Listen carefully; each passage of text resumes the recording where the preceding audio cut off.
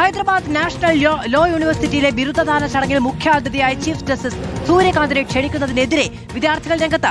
NEET പരീക്ഷാ പ്രതിഷേധങ്ങളുമായി ബന്ധപ്പെട്ട് chief justice നടത്തിയ പരാമർശങ്ങളിലും നിലപാടുകളിലും വിയോജിച്ചാണ് പ്രതിഷേധം. വൈഎസ് അഭിനന്ദ വിവരങ്ങളുമായി ചേരുകയാണ്. വൈഎസ് അഭിനന്ദ, നാഷണൽ ലോ യൂണിവേഴ്സിറ്റിയാണ്, അവിടെ സ്വാഭാവികമായും ചീഫ് ജസ്റ്റിസ് അതിഥിയായി വരുന്നു എന്ന് പറഞ്ഞാൽ അത് വലിയ കാര്യമാണ്, അദ്ദേഹം അവിടെ അതിഥിയായി വരിക എന്നുള്ളത്. പക്ഷേ നിലവിലുള്ള സാഹചര്യങ്ങൾ കൂടിയുണ്ട്. ലോ യൂണിവേഴ്സിറ്റിയിലെ ജൻസിക്കും അഭിമതനല്ല ചീഫ് ജസ്റ്റിസ് എന്നാണോ?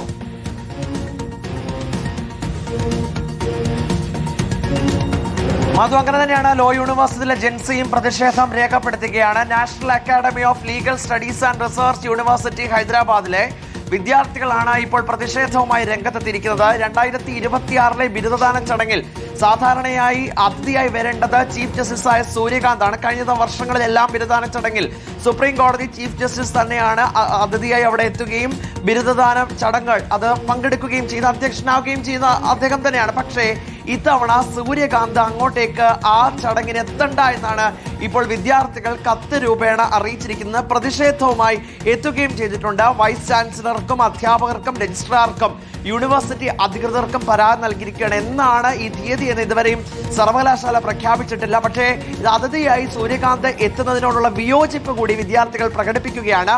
കോക്രോച്ചസ്, അതായത് പാറ്റകളായി യുവാക്കളെ അത് താരതമ്യം ചെയ്യുന്ന സാഹചര്യത്തിൽ നിന്നാണ് പ്രതിഷേധം തുടങ്ങുന്നത്. ഈ ജൂലൈ മാസം 20-ാം തീയതി നടന്ന പാർലമെന്റ് മാർച്ചിൽ പ്രതിഷേധക്കാർക്കെതിരെ ദില്ലി പോലീസിന്റെ നടപടി അതുണ്ടായി.